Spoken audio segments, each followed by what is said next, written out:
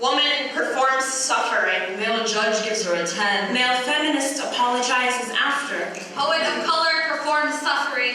White audience claps to conceal discomfort. Validation game. But we make sport of thinning out our pain. My poetry opens a vein and says, hey, watch me bleed. My poetry is the result of writing confusion out of my body, but when I memorize a poem, I keep the pain. Even on days when I don't feel like dying, I perform my poetry like I do.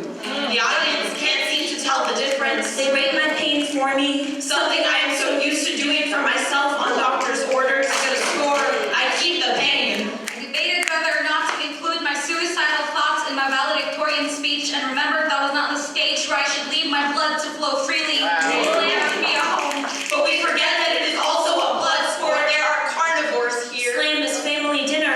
We are all eating the parts of each other we brought to the potluck. The point is the poetry. What if it's just about the blood? We pretend there's nothing vampiric in the way audiences demand vulnerability. You call this a safe space, but I know abusers live here too. Remember why you wrote it. Even if that means reliving your trauma, Swim. But will you be there if I start to drown? Why are there no mental health counselors at a festival where youth are asked to feel What if 3.5 minutes isn't enough time to get free? my self-pity is softer than my self-hate. So why are you calling it coping?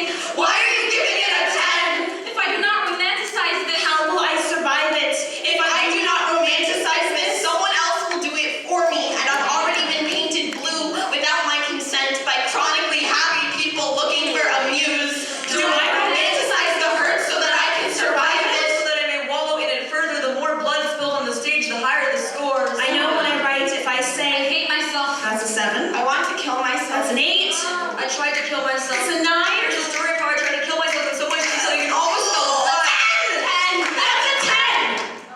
I did not write a love poem to my sisters because my identity is a broken person who spins beautiful things out of the breaking, and my love for them is whole. I write about my mother's love because I want to keep her warmth for myself so I don't freeze when I speak of my father's passing. I do not write poems about my family because violence has been mutually given and received, and I do not talk about the damage I have created.